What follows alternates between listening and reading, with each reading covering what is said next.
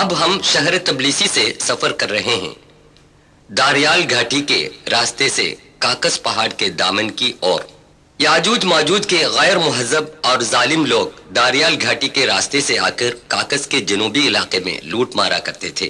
Tbilisi state university میں تاریخ کے پروفیسر ڈاکٹر ڈیڈوی ڈنڈوا فرما رہے ہیں، Yes, there are some passes, but the most important pass was this pass, because most aggressive tribes were living beyond this pass.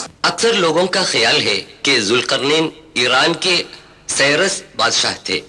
ان لوگوں کی لوٹ مار سے جورجیا کے باشندوں نے اپنے بادشاہ ذوالقرنین سے درخواست کی۔ انہوں نے کہا، سورہ 18 الکہف آیت 96، آتوني زبر الحديد حتى إذا ساوى بين الصدفين قال انفخوا حتى إذا جعله نارا قال آتوني حتى إذا جعله نارا قال آتوني أفرغ عليه قطرا۔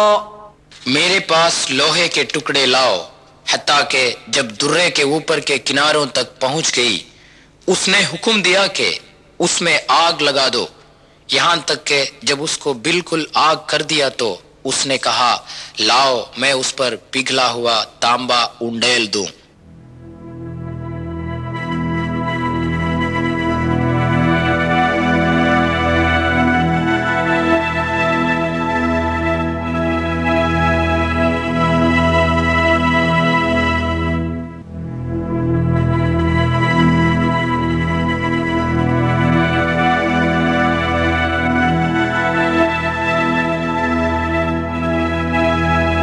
اکثر مفسروں کا بیان ہے، ذوالقرنین کی بنائی ہوئی یہ دیوار تبلیسی سے روس کی ریاست اوساتیا تک کے اس راستے میں داریال پہاڑ کی گھاٹی میں واقع تھی۔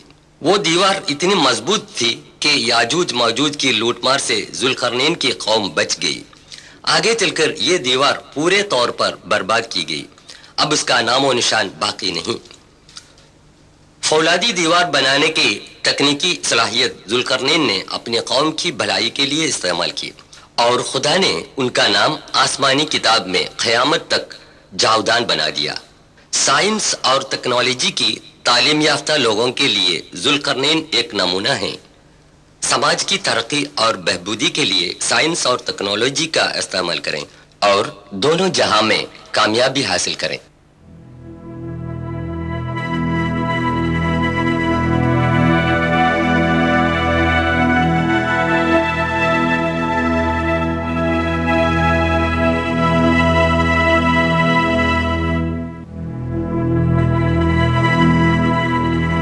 بعد کو داریال میں بنائی گئی ایک پتھر کی دیوار کی نشانی اب بھی دیکھی جا سکتی ہے۔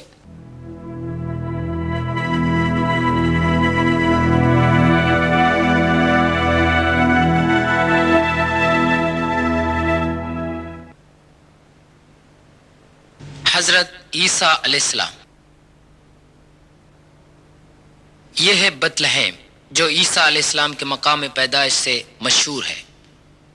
روز محشر میں خدا تعالیٰ حضرت عیسیٰ علیہ السلام سے مخاطب ہو کر یوں کہے گا۔ قرآن یوں بیان کرتا ہے، سورہ 5 مائدہ آیت 116 کا خلاصہ مختصراً یوں ہے، صاحب زادے مریم، کیا تو نے یہ بتایا تھا کہ سوائے اللہ کے تجھے اور تیری والدے کو خدا بنائے؟ تب حضرت عیسیٰ علیہ السلام فرمائے گا، تو کتنا پاک ہے، میں وہ نہیں کہہ سکتا جسے کہنے کا مجھے حق نہیں ہے۔ اگر میں وہ کہا ہوتا تو بے شک تو جانتا، میرے دل میں جو ہے وہ تو جانتا ہے، تیرے دل میں کیا ہے میں نہیں جانتا، بے شک تو ہی غیب کا جاننے والا ہے۔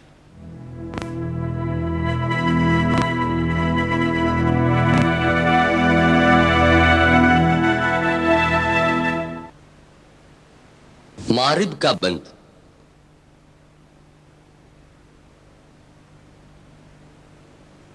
مغرب یمن کی راجدھانی سنا سے 200 کلومیٹر کے فاصلے پر واقع ہے. یہاں کی ملکہ بلقیس قبیلے سبا کی تھی. حضرت سلیمان علیہ السلام پر ایمان لائیں اور یروشلم چلی گئی تھیں. یہ اس زمانے کے سبا قبیلہ کے مکانات ہیں. ان کو خدا تعالیٰ نے بے شمار نعمتیں عطا کی تھیں. سورہ 34 سبا آیہ 15 میں اس کا بیان ہے. عیش و عشرت میں ڈوب کر کفر اور بے وفائی میں رہنے والے قبیلے سبا کے باغات یہاں تھے. ان کے باغات کی آبیاری کے لیے جو بند استعمال کیا تھا وہ بند ٹوٹ گیا. سیلاب کی تیز رفتاری میں شگفتہ و شاداب باغات کو خدا نے درہم برہم کر دیا. سورہ 34 آیت 16 میں بیان کیا ہوا یہ واقعہ 120 میں تھا. لقد كان لسبإ في مسكنهم آية جنتان عن يمين وشمال كلوا من رزق ربكم واشكروا له بلدة طيبة ورب غفور فأعرضوا فأرسلنا عليهم یہ اس ٹوٹے پھوٹے بند کا کھنڈر ہے.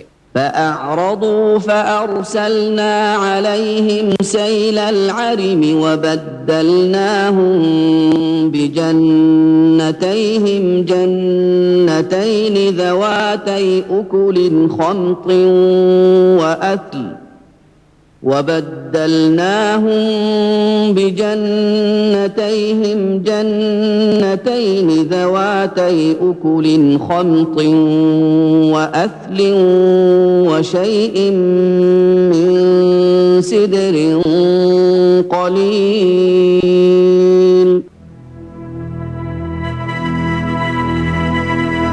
تاریخ سے عبرت حاصل کریں اور خدا کی نعمت کا شکر ادا کریں. متحدہ عرب امارات شیخ سعید نے حال ہی میں سبا کی اس بند کو نئے سرے سے تعمیر کیا. یہ بند ٹوٹے ہوئے پرانے بند کے نزدیک واقع ہے. اہل الکہف. اب ہم جا رہے ہیں اس غار کی طرف جس کا ذکر قرآن کی سورہ الکہف آیہ 9 سے 26 تک تفصیل سے بیان کیا گیا ہے. ٹراجن 98 سے 117 عیسوی تک سلطنت روم کا عیسائی بادشاہ تھا. اس نے اپنی قوم کو بت پرستی پر مجبور کر دیا. جن لوگوں نے انکار کر دیا انہیں قتل کرنے کا حکم جاری کیا. لیکن 6 نوجوانوں نے اعلان کیا کہ ہم صرف خدائے واحد کی عبادت کریں گے جس کا کوئی شریک نہیں. یشو کی مورت یا کسی اور بتوں کی پوجا کرنے سے بھی انہوں نے انکار کیا. ٹراجن دقیانوس بادشاہ کے ظلم و ستم سے بچ کر یہ 6 نوجوان وہاں سے ہجرت کر گئے. راستے میں ایک نوجوان چرواہے نے اسلام قبول کر کے ان لوگوں میں شامل ہو گیا.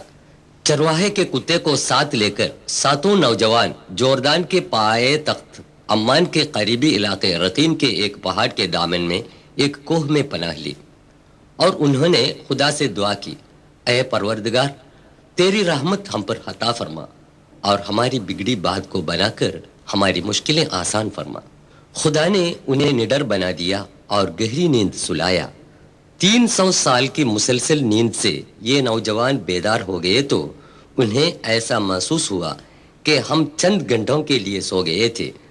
اس غلط فہمی میں ان میں سے ایک کو کھانا لانے کے لیے بازار میں بھیج دیا. وہاں صدیوں پہلے کا سکہ دیکھ کر نوجوان پر شک پیدا ہوا اور اسے والی کے سامنے پیش کیا گیا. والی نے سمجھ لیا کہ یہ 7 نوجوان 300 سال پہلے خدائے واحد پر ایمان لا کر اس غار میں پناہ گزین تھے اور اب خدا کے حکم سے بیدار ہو گئے ہیں. والی نے اس نوجوان کو شاہنشاہ بیزینٹین تھیوڈیشس ثانی کے سامنے حاضر کیا. تھیوڈیشس کا زمانہ حکومت 408 سے 450 عیسوی تک تھا. دوسرے نوجوانوں کو دیکھنے کے لیے نوجوان کے ساتھ بادشاہ, والی اور وہاں کے لوگ غار میں آئے اور ان کی بڑی عزت کی. اس قدرت الہی پر سب لوگ اچنبے میں پڑ گئے. اس واقعے کے ذریعے خدا یہ دکھا رہا تھا ہر انسان روز محشر میں